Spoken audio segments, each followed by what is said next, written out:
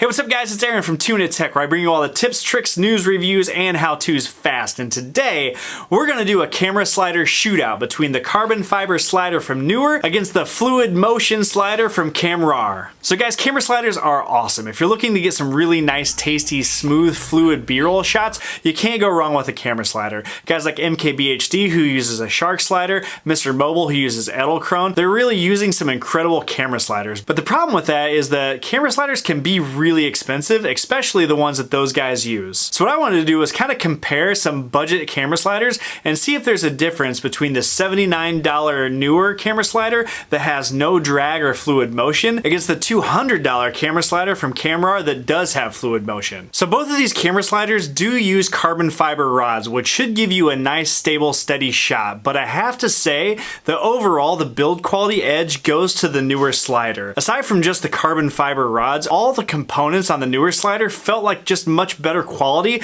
than what came on the Kamerar. In terms of actual usability, these camera sliders are both pretty equal. Now, they both have the same kind of setup with a twisting lock-in knob that allows you to unlock the slider to move from left to right. Now, one of the main features that should set apart the Kamerar slider is the fluid motion. There's actually a belt in this along with a flywheel kind of counterweight that when you move from left to right should make for a nice smooth fluid shot. However, that belt and flywheel system is actually the reason that I dislike the slider altogether. The belt actually gives the camera a lot of vibration as it moves across the slider, which introduces a lot of shake into the video shots. The other problem that I had with this belt system is that once you start your movement, you kind of had to push it a little bit harder to get the slider to move. And once it was moving, it went at a pretty good smooth rate until it got near the middle, where it slowed back down and then sped up once it got past the middle. Almost like there was a bend or a hump on the carbon fiber. So overall, if you're looking for a really fluid, smooth shot, the edge still goes to the $80 Neewer slider. Now, the knock on the Neewer slider is the fact that you don't get that nice, smooth, fluid motion. If you're going to use this camera slider and get some motion out of it, you have to be really disciplined at the pace that you're moving at.